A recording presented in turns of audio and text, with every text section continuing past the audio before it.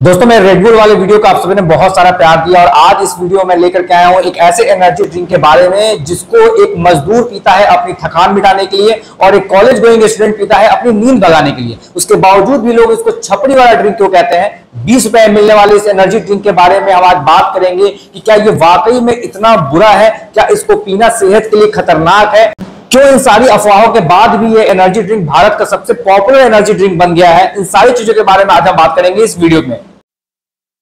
तो दोस्तों भारत में एनर्जी ड्रिंक का सफर जो है हमेशा से बहुत मुश्किल रहा है और बहुत ही ज्यादा इंटरेस्टिंग रहा है। साल 2001 में कोका कोला ने अपनी एनर्जी ड्रिंक लॉन्च की और उन्होंने सोचा कि इस भारत में जो एनर्जी ड्रिंक की जो मार्केट है जिसके अंदर कोई भी अब तक आ नहीं सका है उसको पूरी तरीके से कैप्चर करने के प्लानिंग में थे। लेकिन उनका यह प्लान जो है वो पूरी तरीके से नाकाम रहा और कुछ ही सालों के अंदर में कोका कोला की इस एनर्जी ड्रिंक को लोगों ने नापसंद किया और देखते ही देखते ये एनर्जी ड्रिंक जो थी वो मार्केट से गायब हो गई। इसके बाद पेप्सिको ने कदम रखा एनर्जी ड्रिंक के अंदर में और एनर्जी ड्रिंक लेकर के आए और वो एनर्जी ड्रिंक भी कोका कोला के एनर्जी ड्रिंक की तरह कुछ ही सालों में देखते देखते मार्केट से पूरी तरीके से गायब हो गई। अब ये मार्केट पूरी तरीके से खाली था।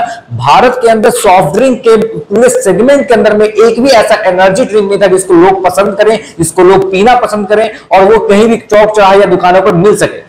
और इस सारी चीजों को देखते हुए एक साल ऐसा आया जब ऑस्ट्रेलिया की सबसे बड़ी एनर्जी ड्रिंक रेड बुल ने भारत में अपना कदम रखा और भारत में कदम रखने के बाद में इसकी चमकदार चमचमाती हुई कैन जिसकी कीमत 100 रुपए थी वो देखते ही देखते भारत में इस कदर हावी हो गई कि भारत के पूरे सॉफ्ट ड्रिंक के ऊपर में 70% का जो शेयर था वो रेड बुल के पास था।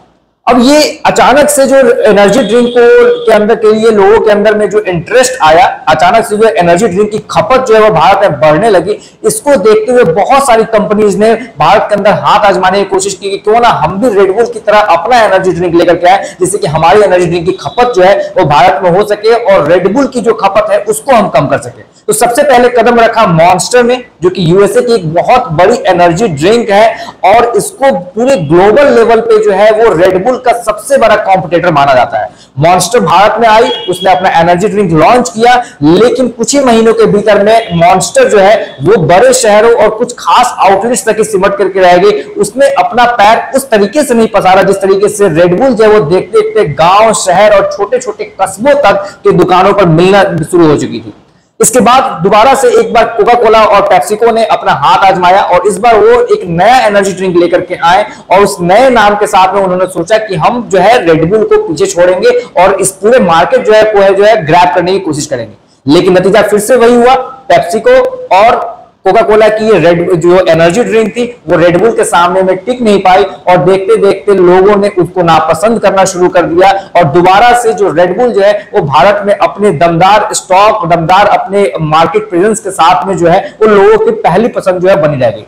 दरअसल होता यह था कि रेड बुल जो है उसने अपने आप को मार्केट में इस तरीके से रिप्रेजेंट किया हुआ था कि ये एक ऐसी एनर्जी ड्रिंक है जिसको एक बहुत ही अच्छे स्टैंडर्ड वाले लोग, एक स्पोर्ट्समैन और जिम जाने वाले जो लोग हैं उनकी ये पहली पसंद है। और इस तरीके से लोगों ने अपनी कैटेगरी को इंक्रीज करने के लिए, खुद को एक अलग कैटेगरी का दिखाने के लिए रेड बुल को पीना पसंद किया। उसके चमचमाते हुए कैन को अपने हाथ में लेकर के लोग एक बहुत ही अलग तरीके का प्राउड फील करते थे। ये जो मोनोपोली थी, इस मोनोपोली को कोई भी कंपनी जो है वो तोड़ ना सकी और नतीजा ये हुआ कि कोई भी कंपनी भारत में एनर्जी ड्रिंक लेकर के बहुत ज्यादा देर तक टिकने में पूरी तरीके से नाकामयाब रही।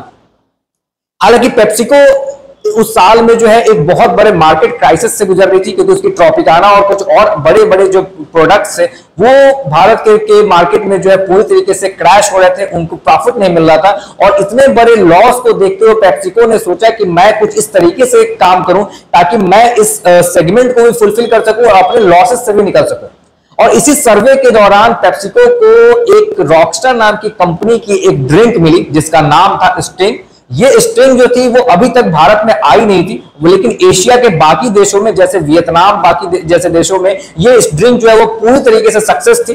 और पेप्सिको ने सोचा कि वियतनाम का जो मार्केट है वो कहीं ना कहीं जो है वो भारत के मार्केट की जैसा है, तो अगर स्टिंग जो ड्रिंक है अगर वो वियतनाम में सक्सेस हो सकती है तो क्यों ना हम इसको भारत में भी लेकर के आए और भारत में लाकर के इसको लॉन्च करके हम देखते हैं कि ये किस तरीके से यहाँ पे बिक सकता है या नहीं बिक सकता है।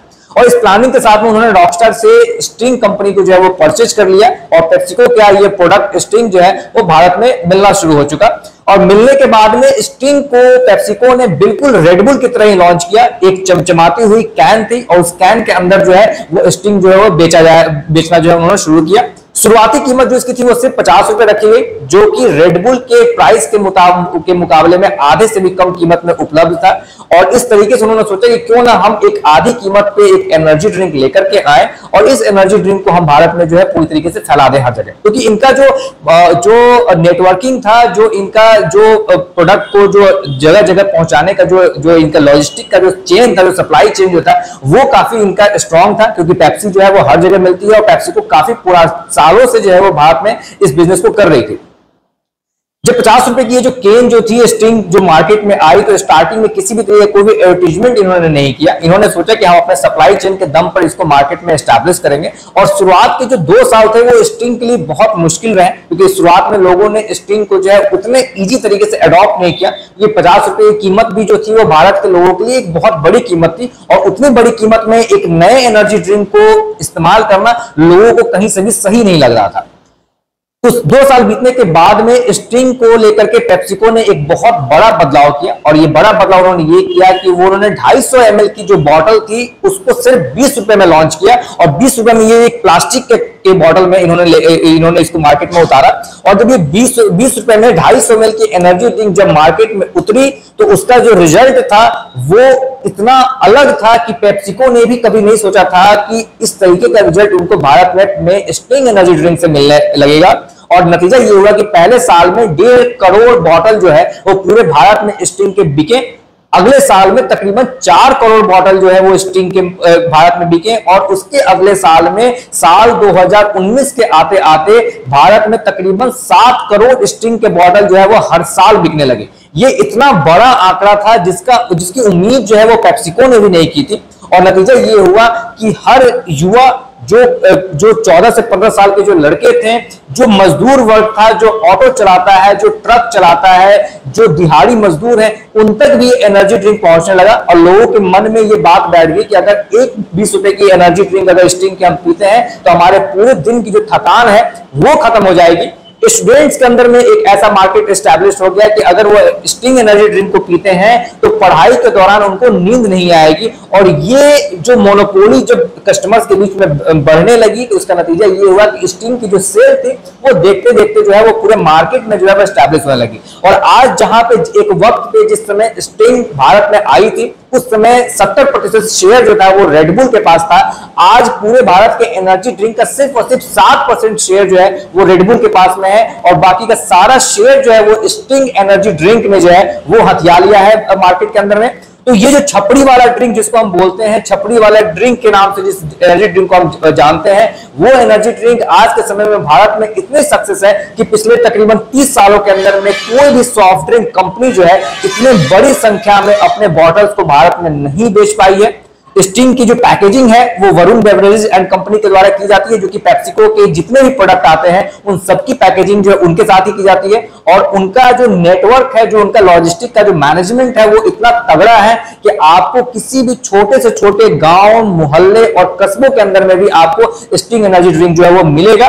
और ये इतना पॉकेट फ्रेंडली प्राइस उन्होंने रखा हुआ है कि हर स्टूडेंट के पास में, हर किसी के पास में 20 रुपए अवेलेबल है। वो 20 रुपए में 250 ml की एक बॉटल ले लेता है। कैंडी जैसा फ्लेवर है इसका। और कलर सेगमेंट इन्होंने इस तरीके का रखा है जो कि यूथ को बहुत ज्यादा अट्रैक्ट कर रहा है। खास करके ऐसे जो टीनेजर बच्चे हैं उनको बहुत ज्यादा अट्रैक्ट करता है ये चीज।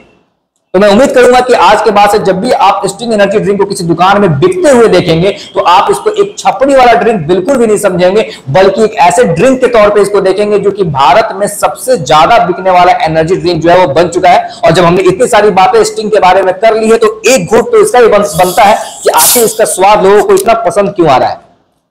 तो नेक्स्ट टाइम आप जरूर जाएं और स्टिंग एनर्जी जरूर ट्राई करें। Thank you.